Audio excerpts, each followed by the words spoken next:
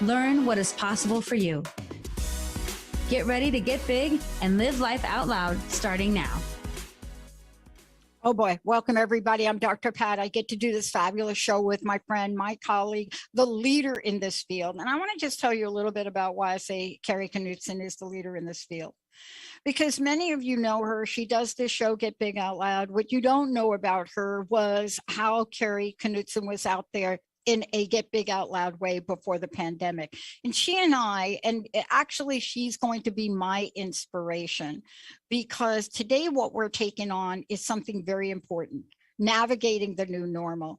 Now, here's what I want to say. This show is going to surprise you, because most of the time when people talk about the new normal, they start out by, oh, the new normal. No, I'm excited for the new normal. Why? Because we have kicked all of the old ways that were not serving us to the curb.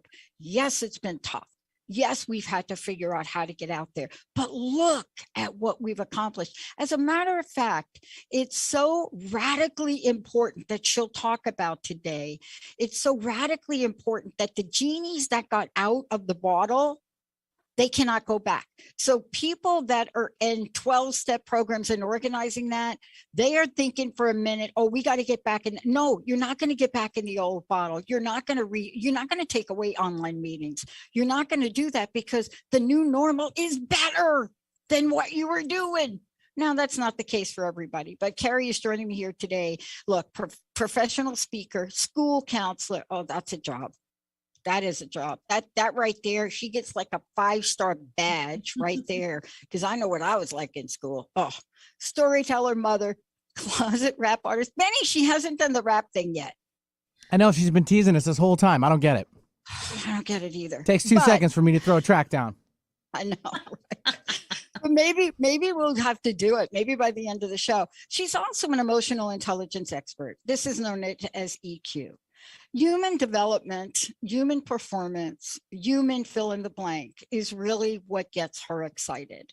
Whether she's up doing her one-person show, which I hope to hear about, or she's raising her children, or she's out being who she is in the world and counseling and coaching and guiding people. It's all about Get Big Out Loud.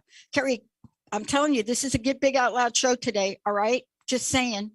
Yes, that was an amazing intro, Dr. Pat. Thank you so much. And navigating the new normal is such a huge topic, because like you said, a lot of times we're taking it down like what's wrong with navigating the new normal. And while it's true that, we have to get used to some level of anxiety and uncertainty that didn't exist before, I call it like the veil has been lifted on that. There's also so many opportunities.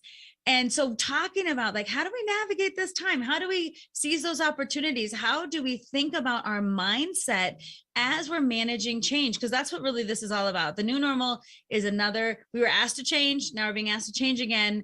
And that idea of how do we navigate this time with consciousness, with thoughtfulness, so we don't let our autopilot emotions just carry us away. Yeah. And that's what I'm really excited to talk with you about today. And I'm excited to talk to you about it, because just when you're kind of lulled to thinking that what pandemic, you watch the headlines and I got to say, our hearts go out for Speaker Pelosi and what she must be going through, how to have gone for 3 years, right? Didn't get the COVID. That's the insidious nature of this. Mm-hmm. And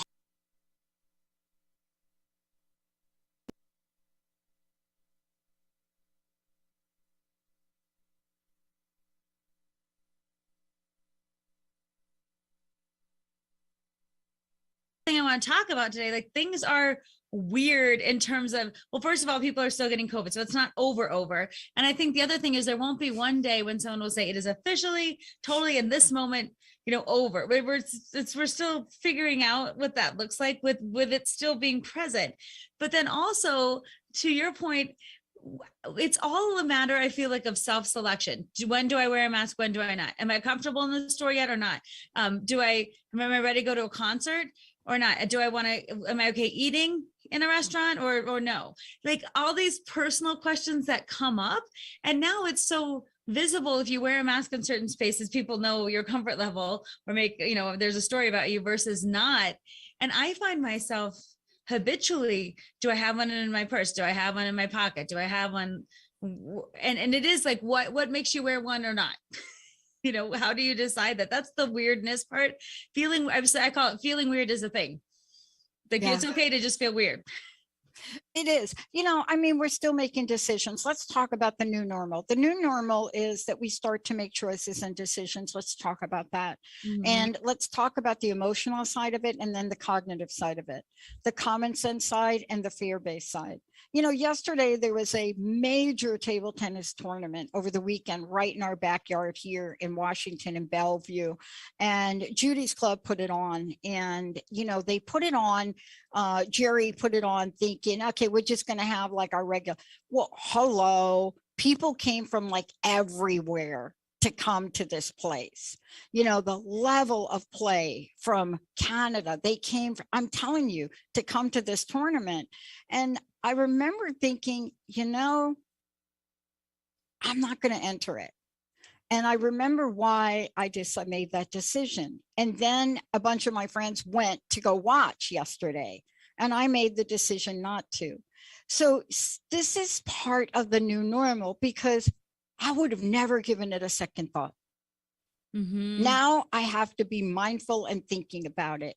So somebody said to me, "Oh, you're just afraid." I said, "No, I'm just being smart for myself." It doesn't mean that there was something wrong at the tournament, but that club was, it was like more random contact I heard than you even can imagine.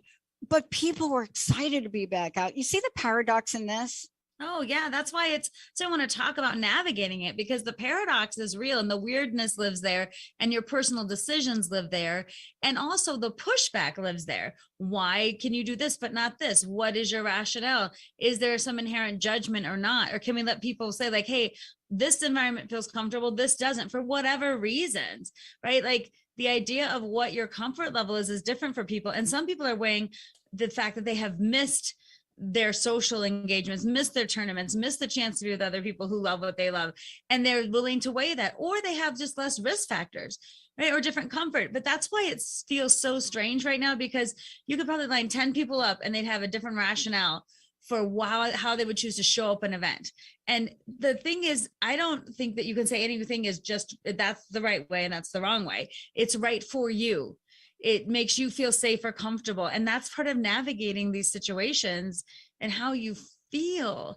And that's hard, because feelings aren't easy sometimes to be like, why do you feel that way? I just do. And sometimes the more you ask why, it's harder to, unless you say, I just feel, this is the feeling I'm having right now, rather than justify it. Because sometimes when you have to justify how you feel, then you negate the truth of that feeling. And people say, well, you shouldn't feel that way. Look at the facts, or look at this, or look at other people. And then that part of you that has this feeling gets kind of squished down, instead of just being like, this is just how I feel in this moment. And maybe I'll feel another way and another time, but in this situation, this is how I feel. So honoring your feelings right now, especially you're navigating different situations and scenarios. And I don't think it's all like you're either totally on board or you're totally not. I think most people have a wide range of situations and circumstances that they have a different comfort level for. I know that I do personally. Like my husband got us tickets to a concert that had been canceled, and then they came back around, and we decided to go, but then we were wearing masks. I'm like, I'm wearing masks at a concert. Like, is that so weird? But I'm like, I'm not comfortable yet having lots of people singing and shouting and being close. I'm just not, but yet will I go to a restaurant? Yes. And I'm like, but I'll eat at a table. Like, you know what I mean? When you're saying, why will I do that? And it's just, everybody's different, and that's okay. We're navigating it. That's what I'm calling it, navigating. You're figuring it out as you go. There's no path. I love it. You're right. I mean, I ask around, like, who wants to go with me to see the Doctor Strange in a multiverse madness movie, right? And a couple of my friends, I think, went to see Morbius. But Doctor Strange is the kind of movie that, I could watch it at home, but boy, I love the movies. I grew up with the movies. I was a little kid. I used to walk 5 miles to go to the movies. right? And, and haven't been to a movie theater since, like, I don't know, like way back. And I Mhm. kind of miss it. And it never dawned on my mind that they are not going to wear masks, right? Because I made a comment like, it's going to be hard eating that popcorn with my mask on. And they're Mhm. like, oh, dude, do you like wearing a mask? I'm like, yeah. And then you're going to eat popcorn? Yeah. So you're really not wearing a mask, right? I said, well, it feels like maybe I'm wearing a mask. But this is really the conversations we have with ourselves. And it's okay, isn't it?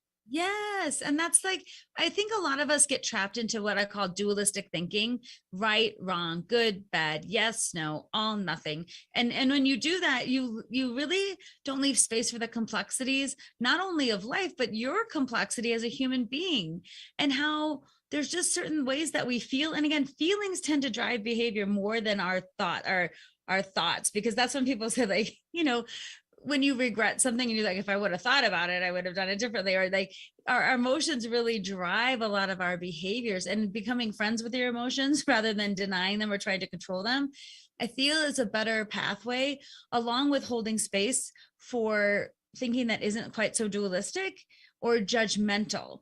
And again, you need to create that space for compassion for yourself as you're figuring it out, because you'll probably continue to change as this time changes, and it calls us to change. Also, new opportunities will present themselves where you'll be like, okay, am I ready, or do I feel comfortable or not? And can I make that okay without being a judgment on someone else? Because I feel this way, you should feel that way, or a judgment on myself, like I'm not whatever, I'm not worthy of this decision, like questioning yourself to the place where it paralyzes you. And that's, again, when we live in the dualistic world, sometimes when we cannot make a decision, that people call it like analysis paralysis, or when you think too much, which is the right one. And sometimes being in the middle feels like, oh, this doesn't feel as decisive as a yes or no, but it feels more congruent with who I am. Yeah. That's showing up. It's so funny because it's so weird, now I love that we get to entertain things. So I had somebody say to me, we know how you feel about Billie Eilish, right? And your kids probably too, right? I don't know. But I said, yeah. I mean, honestly, this is a young person of this generation that could have fit in any generation and still be who she is, and just love her music. And my friend says, dude, you must be depressed. I said, why you say that? They said, Billie Eilish, really? I said, okay, Janis Joplin, really? Okay, so maybe I have that underpinning of, like, I don't know, like the gloom and doom of, like, whatever it is. I mean, listen to Janis Joplin, Summertime. Hello. Sure, but yeah, right.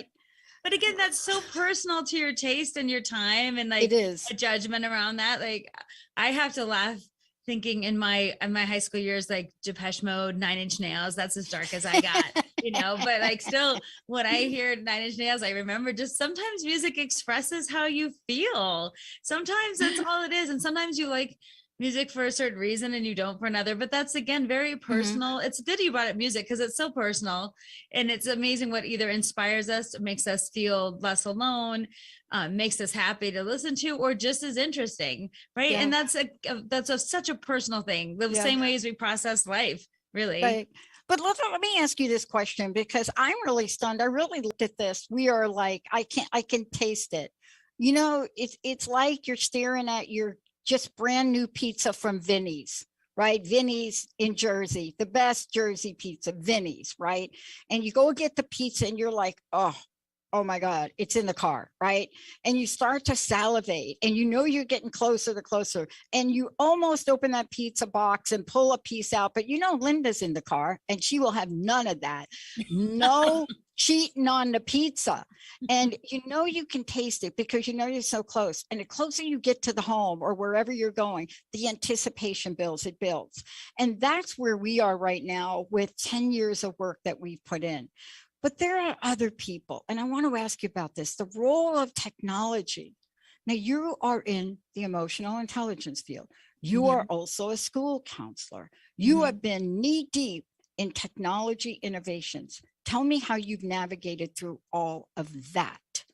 Well, that Kari Knudsen. Well, I will, Dr. Pat. Well, I think that is really interesting when you think about how navigating something that it brings up for me the idea of personally, I was not tech savvy before the pandemic. This whole thing pushed me about 10 years ahead of my normal comfort level with technology, like for me to even know what different cables are and where to put them. And if you saw my setup here with my light ring and my camera and my microphone, I mean, the me of a few years ago would be like, who is that? Who is that lady? And also, who is that person who never did a Zoom counseling or a Zoom coaching or anything or presentation on Zoom and has now so many under her belt that it's just second nature. What people want a presentation, like virtual or in person or pre-recorded, right? Like it's amazing the transformation that technology has given us. And I would say I'm one of the ones that been kicking and screaming along saying, I don't want to do it this way because it's not as effective. And this is, again, a little bit of the dualistic thinking. It's differently effective. It is not the same, but it doesn't make it necessarily bad. And I think with technology, we will see things that we won't go back to. And that a lot of people, like Zoom is a household name. Like before, nobody knew what Zoom. Now look what we're doing on Zoom, right? Like it's a household name. Everyone has their Zoom account. And so I think when we are analyzing our use of technology, some of it I feel like has to be striking the balance between, now that we know how to utilize it, how can we continue to use it to make authentic connections? How can we utilize it in the best way? How can we use it to give people more access to things where they don't have to drive and get to places or incur travel costs? How can we use it to level the playing field? Mhm. And also, to me, how can we, for me, just recognizing, okay, this has pushed me a lot in the last few years. It's really pushed a lot of things I do. But if I could just say, oh, wow, Kari, if you did this, imagine what you could continue to do, right? And for me, I hope the future is without all the pressure of immediately go online. For me, it's how can I be curious now about technology? How can I not be pushed so much as accept that I'm on this path? And I do think that with technology, even not just for Zoom, but how we download movies or how we have our entertainment, how people celebrate birthdays or talk to people that they love. Like FaceTime is a thing, getting on a Zoom call is a thing, celebrating with people is a thing. Book club, my book club met on Zoom and it saved me. I feel like so happy I could still be with my people. And so those kind of things, how can we innovate and not lose the human piece of it? That's what I think about with technology. I love that you're bringing it up. I want to just say to everybody, if you want to find out more about Kari, go to Knutson Speaks, KNUTSON speaks.com. That way you can find out about her, her coaching. She will do a coaching program for you to customize to whatever you need. It doesn't matter. It could be up-leveling your life. It could be dealing with loss. It could be the wide range of emotional intelligence that we're so afraid of even facing. It doesn't really matter. What she has dedicated her life to is the psychology to take it off the couch, bring it into your home, and live by story. That's why every time we do a show, we talk story. I want to talk story for a minute. I am so thrilled with the technology end of it. By the way, Zoom saved our organization and our new network at least 10 grand in what we were going to develop minimally out of the gate in about 2 years. That's what Zoom has done. And they continue to do that. There are many faces of Zoom. They will do things for you special. And Vimeo has done the same. There's just been a lot of platforms that have done the same. But to make it available, this is the difference. This is why I talk about Zoom. Zoom had a pretty good monopoly on the market. They remind me of enterprise when I came back from 9/11 and I was stuck in California and every rental car company beefed up the prices. They wouldn't let you go one way except Enterprise. Enterprise gave us a car to get back to Seattle from California during 9/11. No gouging of prices, and we got a one-way car. Zoom could have done what's happening with gas prices, but they didn't. They didn't. They kept an affordable, even like a free Zoom thingy throughout this. Now let's talk about that. We in the new normal also expect a new level of integrity from our services, don't we? Do you think when you look at that and I don't know, your loyalty, or you're feeling like, wow, this one platform really helped us get through these years, that they stepped into a place in history and time that they might not have had otherwise, and they made a good choice? Is that what you think? They made a good choice that they didn't have to make. Mm-hmm. They That's kind of had, like, they that's kind of like- monopolized, they had a monopoly on the market in doing what they did at the time. I'm not saying they do now, sure. but they did not have to offer a free anything. They didn't. They didn't have to then accommodate all of the teachers that wanted to use the platform. They went and built special platforms. And, you know, I think about that a lot. I don't know. I don't have any affiliation with Zoom. So let me just be out of the gate with everybody. They're not a sponsor. They don't pay us for advertising. I just think it's important to honor those organizations that have helped us stay together and connected. Because you know this and I know this, how many schools were really down and out? If you were not already an online school, you're like, oh my God, like what now? Oh yeah. Right? But that's what I mean. I think the technology piece, like you said, there are multiple platforms that have stepped up, but everyone's been, especially in different fields, has been forced, literally forced. Like you will work in a new way starting tomorrow. And I think for a lot of people, I hope that a lot of people look back and take some pride in what they've done and what they've managed to do, especially teachers. And that's, my world. So my perspective on how they showed up between kindergarten all the way through high school to engage with students, still have them teach, and do it in a day, turn around and be like, okay, now we're virtual and I'm going to learn all this technology and I'm going to show up and be present so you feel like you have a place in the world. And I think that speaks to some of the best things that came out of these 2 years, are to our need to connect and then our ability to make it happen. And as we navigate this new normal, I think our ability to connect, we are still going to see that new ways are going to start to be acceptable now for like how we do things that weren't before, like because of the technology. Like we can just have a Zoom meeting. Like I don't know how many, if I would have just stayed with my seeing clients in person, I would have just had clients in Colorado. Now I have clients all over the country. Exactly. That's what I'm saying. Yeah. Okay, let's take a minute. Telemedicine. Am I getting a call? Oh my gosh. It was like sacrilegious almost if you did not go to the office to visit your doctor or your dentist. Right. Oh, yes. Right. There are exceptions, but now it's like I had my doctor on a call and like we're having a conversation and then he could pull something and share it on the screen. And I'm like, wow, this is like super way better. And I see him and he sees me to tell whether I'm really feeling okay. Right. Or do I really, what are those things under your eyes? Are those bags? But this is what I'm talking about when we say this is a new normal.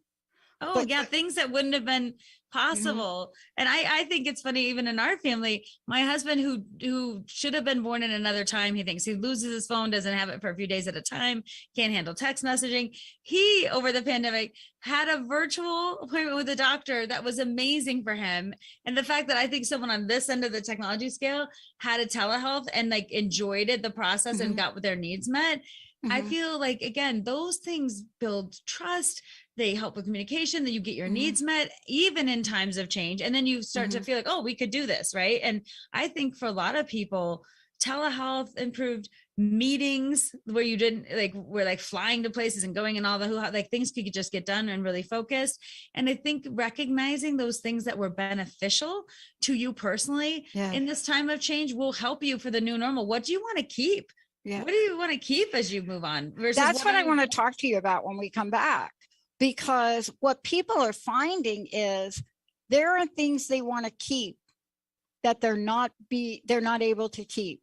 What's happening is somehow there is this desire to go back to the way it was, even if the change to the new normal is better than the way it was.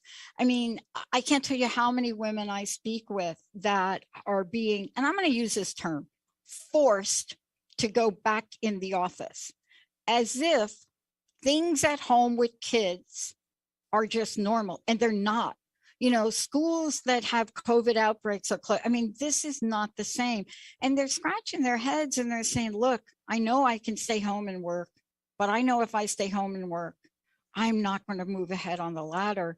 And it is an older conversation that we've had on, you know, working from home and who does it. And this is men and women that are going through this same thing. So there are some things that we love to keep. I want to talk to you about that when we come back. Definitely. I also want to talk about the fact people feel weird.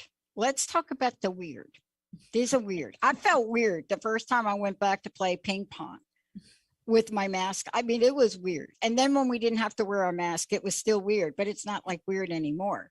Right. Right. It's like they didn't even recognize you with your mask on. It was so funny. Well, how many people have you felt like, oh, that's what you look like? Oh, Right. like, I mean, really, realistically, not saying this much, you think, how much am I missing? But there's been some people that I'm like, I didn't know what you look like this whole time. I literally had no. Oh my gosh. I just had that experience with Jared Leto. I was like, what? You look like that without your goatee and your face hair? Is that really you, Jared Leto? No, can't be you. I know, because you have a vision of people in their, you know, in your head, what's under the mask. And I've been shocked that people do have facial hair that I didn't think, or facial features, or it just completes the person. But I feel like it's weird to think you've been with somebody, been talking with someone or hanging out or whatever, and then you don't see their whole face. So then you feel like, oh, it's a new you. Like, I know you now. Yeah. But there's an emotional intelligence side to this that you're going to walk us through, because navigating to the emotional side of this is what we're going to talk about again. And there are some businesses that have stepped up. There are some businesses that you may not even know about. When we come back, I'm going to talk about one in particular that's meeting a serious need for our aging population, because things are not quite the same, and they're not quite the same for loved ones either. What do I think is the industry and organization that is making adjustments so that families can stay together? There are so many. We're going to take a short break, and then Kari's going to take us through feeling weird about this, feeling weird about not wanting this, feeling weird. And by the way, in a new normal, right? Feeling weird is okay. Oh, totally. It's just like, it's like, okay. Kari, how do people find out about you? What is the best way for people to get a hold of you? They can go to www.knutsonspeaks.com, and everything I have is there. I'm under any social media under Knutson Speaks, and they can find out about presentations that I offer, coaching, my one-woman show. I'm hoping for a reboot this summer, or at the latest the fall. And so that will be a new and exciting thing. And that's the best place to find me, anywhere under Knutson Speaks. Yeah. Is Dr. Pat going to go to Coachella? Is Dr. Pat going to come out to Denver for the live show? You and Linda get front row seats, VIP. I would love to. Let's take a short break. When we come back, you know, let us help you get ready for the new normal, even if you don't call it that. But this feeling of feeling weird, it's actually okay. Let's take a short break, Benny. We'll be right back.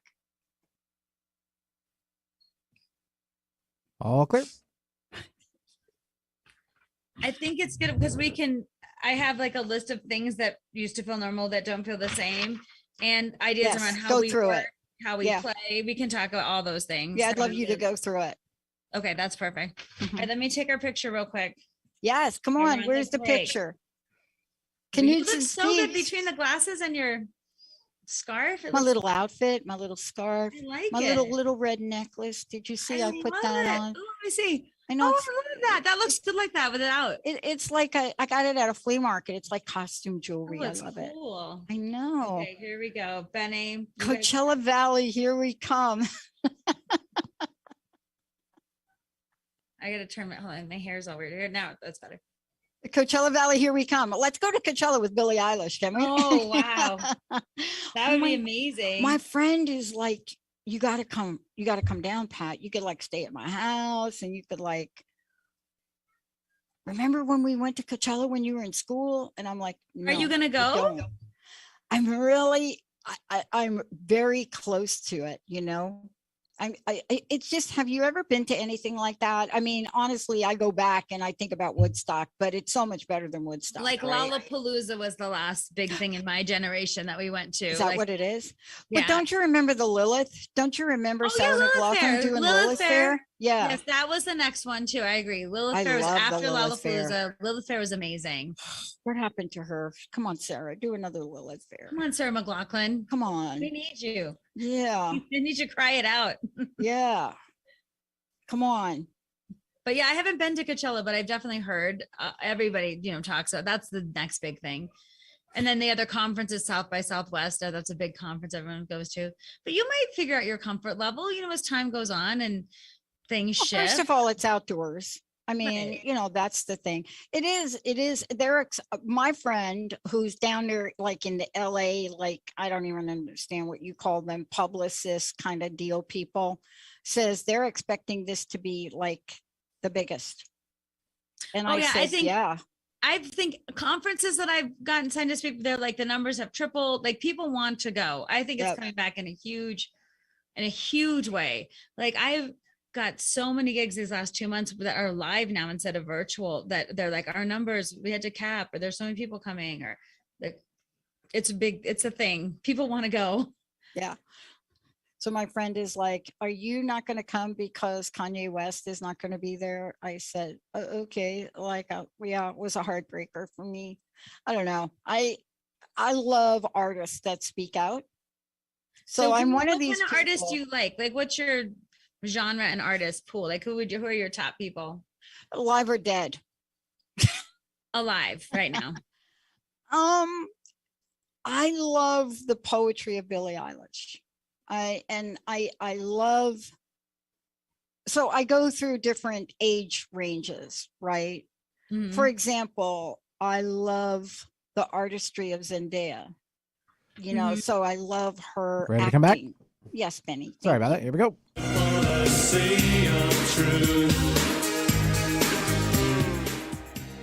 Yeah, bringing it around. Get big out loud. No problem. I was a huge fan too. Still am. Say it again. Sorry. Oh, I was a huge fan of Depeche Mode and still am. So. Oh yes, yeah. I'm so glad. Thank you for. I got you back. Oh yes, we have good taste, Benny. Great minds think alike. Aw. So true, though. It is so true. Get big out loud. We're talking about the new normal. This is a topic, Kari, that you're bringing to the forefront on your show today. And you've done some investigating into this, right? Yes. You have a list. I do. I thought I'd read my list of things that used to feel normal that don't feel the same. Do it. Things that were okay. So shaking hands. I thought that was the most interesting one, because now we're doing this whole thing. Like, some people do shake, do you not? Do you fist pump? Do you elbow? Do you bow? Like, what are we doing? Our comfort level with shaking hands. We never used to question a handshake. Yeah, so we're not handshaking in ping pong. Yeah, so there's the rules around the handshaking is a thing, right? Then giving hugs.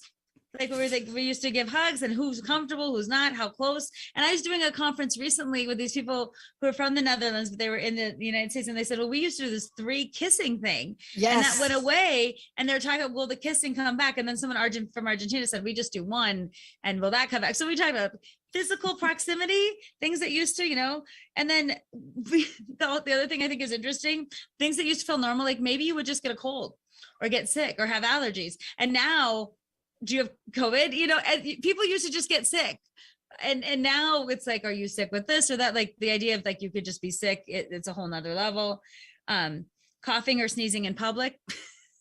That feels weird. That'll clear out a room faster than you can shake a stick. That's just things you take for granted, right?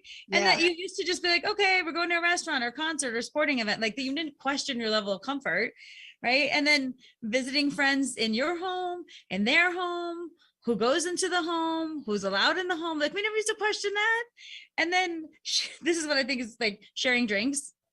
Like, hey, do you want to try this or whatever? Like, people share drinks. And my favorite is blowing out a candle for your birthday blowing on a cake and then serving it to people. And say, here, I just blew on this. Do you want some? When was that practice ever a cleanliness practice? Ever? When was that ever? Like, especially with kids. Right. We didn't question it though. Right. And so then I think the idea too of like also singing with other people. You never been like, I'm going to go sing at church or someplace else, or going to a concert where you sing. No one ever's like, I better not. oh, I can't sing that. Like we never thought about singing as a potential deadly activity. And so I think Oh, it those is though. things Yeah. are like really also commuting. I think our whole idea about, do I need to commute for this? And the idea that like you were talking about, work environments are really going to grapple with this next, because now that we have done it successfully for 2 years, a lot of people have stopped commuting. Do I need to spend an hour each way, dress up, pay for parking, pay for lunch, be interrupted all day long? Like, do I need to physically be in a space to do my job? That's what people are really asking, those questions.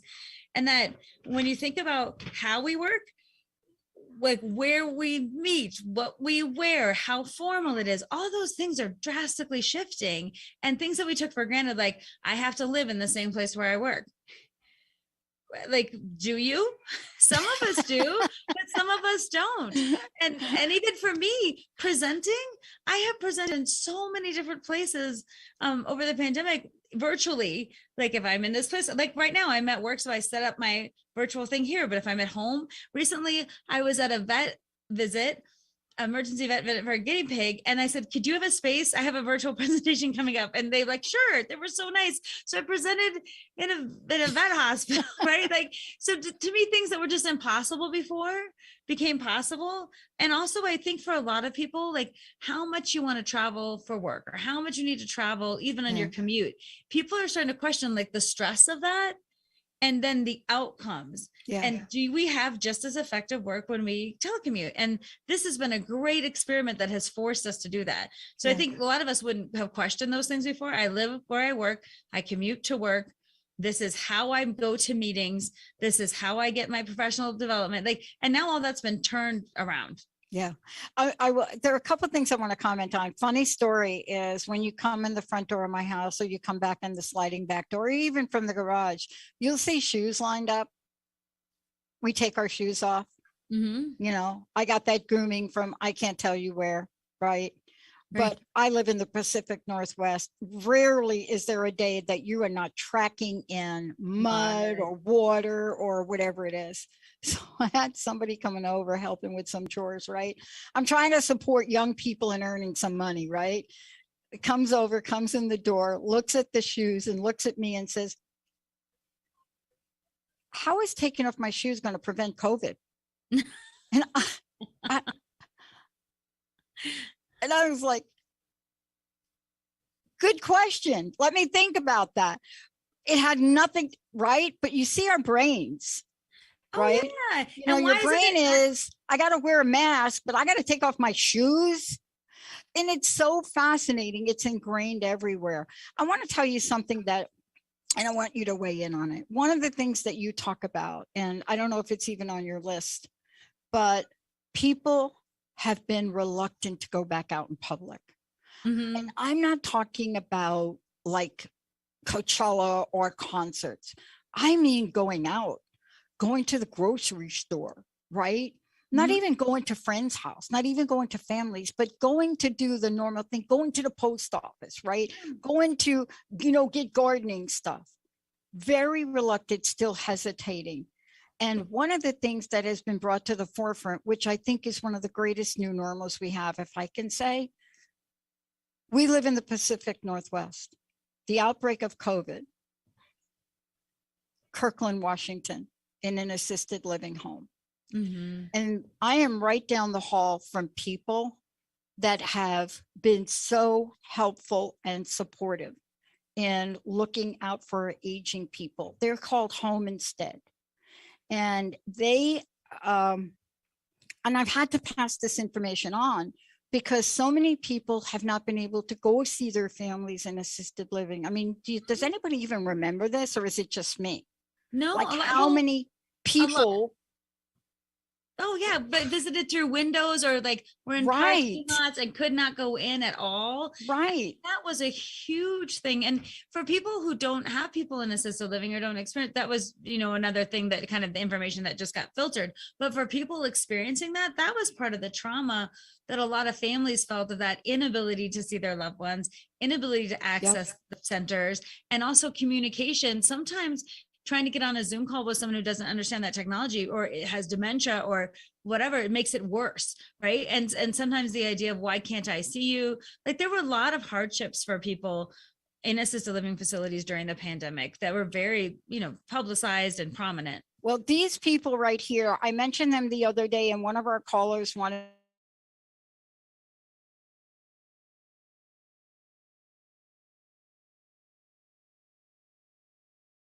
me to giving.com/822. And you can get a hold of Bruce here, Bruce or Lynn. These are people to answer questions that provide an alternative. So the new normal, instead of the alternative that just out of the gate was one, like maybe the only alternative was, okay, got to go over here, got to move the family over here, mom and dad or grandma. We got to pack them up. We got to move them over there. This organization, at least where I live, has stepped up. And I never thought about that. I mean, I've watched my friends watch their parents die through a glass wall, a glass window. Oh yeah. I mean, it's been horrible to think about the separation. And this is kind of what you're talking about. So this organization that says, fine, we'll do your home. In-home care, in-home care. And have a different model. But that's just one industry. And that's such a great example. That's one industry's response in a more, I think, in a very public way to say, here's how we're going to start addressing things now. Are there more choices now? Are there more opportunities that didn't exist before? And when we say, can we make things work? Some people are saying, yeah, we can. We were kind of, I think a lot of us, I'm speaking for myself, we're forced into thinking in new ways. But now that we've done it, we're like, oh, that worked. We're like, okay, that could happen, or that's a possibility. And even when you say things like going to the grocery store, we can go pick up we can order online and pick up our stuff and have it brought out. I have a friend that has not gone to the grocery store in 3 years. I mean, it's serious.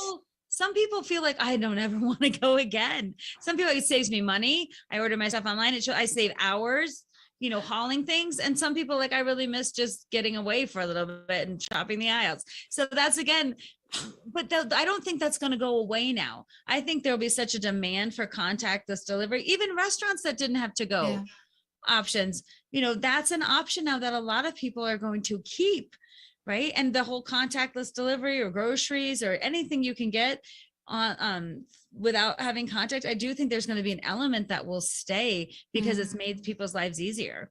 Do you think, so let me just ask you, Kari, a general question, especially about the emotional intelligence side of this. I really do believe the genie is out of the bag. And if you're an industry or a business, especially like ours, it would really behoove you not to continue to excel in this area. But we are so emotionally drawn to the way it was, right? Isn't this one of the greatest challenges that organizations have in this dance between people that just so love the old way? Now, look, there are some industries like Boeing is right down the hall. My buddies at Boeing, I do not want them remote viewing how to put that seven aircraft together. Like, dude, I want you there. I want you there inspecting that bolt, right? No, I don't care how many cameras you show me about how that thing was put together. I need you going over there, touching and feeling that airplane I'm going to get on, right? But a large part of the industries, I mentioned the 12-step programs. As much as they would like to put that genie back in the bag, that cannot happen. They have saved more lives by people being able to do meetings from Amsterdam all over the world. Access, this is a large organization. 12-step programs, we're in the multi-millions of people internationally that up until 3 years ago had to go in person to get clean and sober. Yeah. And it's amazing. Like Al-Anon's offering the same thing. People can join in. It's again amazing for access. And when we think about the impact you can have, I do feel the view has switched. Okay, how can I provide the most access? And when we think about how we provided access for people in a virtual world, I even think, because I'm in the deaf and hard of hearing community, like how we've had interpreters on Zoom, how we have Zooms have captioning, how you've been able to make things accessible for people. And that's part of this next gen. I think, movement towards, we're not going to go back to some things. And like you were talking about, the push pull of that, sometimes we have a hard time just because I did it one way. Like, I think this is interesting with like institutions like police forces or doctors or things like that are kind of regimented. Like, well, we had to go through being on call, so you'll have to be on call. We had to go through this kind of orientation, so you will too, this tough love thing. And I feel like part of the great resignation, or when that's what people are calling leaving or changing jobs, is, can we do it differently? Just because you had to go through that, should we continue that? Is that best practices for moving forward? Is that allowing people to have whole, full lives? And one of the things I think people are changing is, what's the balance between work and life? And should we be accessible all the time? Do we have some boundaries? Do people want more work-life satisfaction? Mhm. Can we give it to them so that they'll engage in their careers in a way that's more, that feels like healthier? Right. And so I think I feel like that's a lot of movement and discussion is going to be around that. And I don't think just because we did it before, you can say, well, this is how we've always done it, is not going to fly.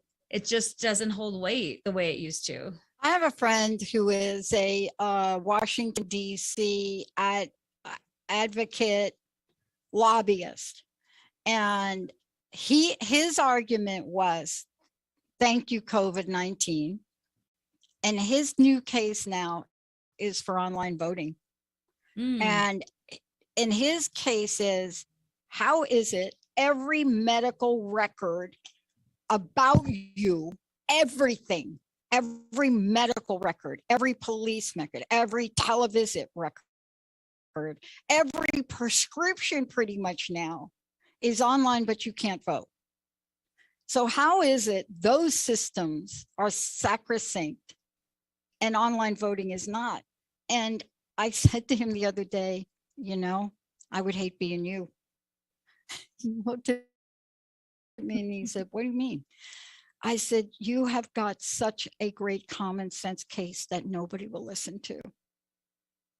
Maybe, but maybe not, right? Well, and maybe when someone says that, again, the veil has been lifted. If we can do this, why exactly. can't we do this? And there are going Exactly. to be people who are going to revolutionize a lot of things that we don't even know about yet, because it started here, and things will start to change Exactly around our new set of normal. He knew I was teasing him, Right. because I don't really believe that, because holy cow, all of our banking, come on, everything's online. And what he said to me was, you know what, this will be an interesting year. And he says, let's see if we can adapt, or let's see what happens when we do or don't. And I think that's what we're talking about here today. People are saying, no. It was okay when COVID that I could start work at 10 and work till 10 at night, but now I can't do that. So what's changed? And Tell us about, it's that push pull. It's go back, go forward. It's the space in the middle. Mhm. And I think it's also companies and organizations, if you don't really take the time to reevaluate, how have we changed since COVID? How have we been effective or not? Are we putting these policies in place just because that's what we used to do? Or are we really taking some time to think about our employees, work-life balance, what we were successful with? It's hard to give something and then take it away. And most people, when they experience this and they've been successful, to take that away feels like an affront. And with, people are saying there's a recruitment challenge and it's hard to retain people as well. It's an easier thing in my opinion, to evaluate some of those work systems and say, what can we give people? How effective have we been? Can we prove we have been ineffective? Can you show? Because then there'd be a better case for like everyone back in, but also how we organize that. I think it's going to take some time. People call it the messy middle. I call it that weird space where instead of just marching forward, which is what we tend to do, like what's next, that we stop. You turn back and say, look what happened over these last 2 years. Let's collect some data. Let's collect some information around what actually happened, so that we can make decisions moving forward. I feel like a lot of the decisions at the beginning of the pandemic were forced upon us. Now that we have some choice, wouldn't it be better to think about, either at an organizational level, but for me at a personal level, what do I want to leave behind and what am I taking with me? And anything I'm taking with me in a thoughtful, conscious way, not in a forced, I have to wait, I think was a better space to be in. But just going back because that's what we used to do, or moving forward because we just push on, you miss the opportunity to say, what did I learn? What can I learn from this? What should I, what makes sense to go back to? What makes sense to move forward on? But stopping, I call it like stop. I just want to get off the train for a hot second and do some evaluating that will help me move forward with consciousness, with thoughtfulness, with clarity, rather than just, I don't know, what's the opposite of that? Random. Confusion Right. is the opposite of it. Look, I love this, this topic today. You are living and breathing it where you are. You are in the school system. You're a counselor. You are dealing with this. You're hearing all different sizes of what goes on, and who doesn't hear from parents or grandparents and children and kids? It doesn't matter what age you are. Everyone has had to adjust globally, mind you, not just like here in my little, my little cube here, but globally, everyone has had to adjust. So I want to ask you this: over the past 2 years, right? What are some of the questions we should ponder? What's on Kari Knudsen Speaks on my question ponder list? Here's my ponder list. Okay. I think pondering, like, if feeling weird is a thing, how can I embrace that? That's on my list of like, is it okay to just not know moving forward? Can we create some space to live in between our dualistic mind and I call it the wise mind? The wise mind can hold two things at the same time and ponder that. So it's on my list to become more mindful around living in that middle space and being conscious. It's also in my mind that we understand that since the veil has been lifted over like what we thought was normal, activities or how we did things, that we understand that there's some level of anxiety perhaps, or even the feeling of I'm uncertain and I'm not used to that, but now I can't go back. I like this thing, like you can't unring a bell. Like the bell has been rung, you cannot unring it. So then how do you live with that feeling? And it's really on my list is to think about, I've got all these feelings that are coming up, instead of ignoring them, refuting them, diminishing them, justifying them, that we just be with them. Yeah. We just be, so that we can flow and see, what is this feeling telling me? What do I need to know, without the judgment or the crushingness of like, no, that's wrong. Right. So that's on my list. I also feel like if we acknowledge like some things about us have changed, and if we say maybe it's okay that I used to want to go out all the time, and right now I'm feeling like a Friday night at home feels more restorative or makes me calmer, and that I don't maybe need what I thought I needed. Or if we're the person like, I can't wait to go out again, saying like, I've been waiting for 2 years to go out, and that it's okay to feel joy and excitement about that. So I think not judging ourselves or other people, and noticing if you've changed, that it necessarily isn't for the worst. It might just be, I call it the neutral change. Like usually when we say change, is it change for the better or for the worse? Maybe you just changed and maybe that's it. You used to like this, now you like that. Okay. But it doesn't have to be, I feel like a judgment call on who you are. It could just be. And that part is like, let me just be in this moment. Yeah. Also, I would say this whole idea of, I think there's some new freedoms that we could explore if we weren't kind of trapped in like what was. And so this idea of like, how can I explore what's next for me? Or even, I just tell a brief story about this that made me, I got so excited. And at first I was so devastated. So this group asked me to do my one-woman show online.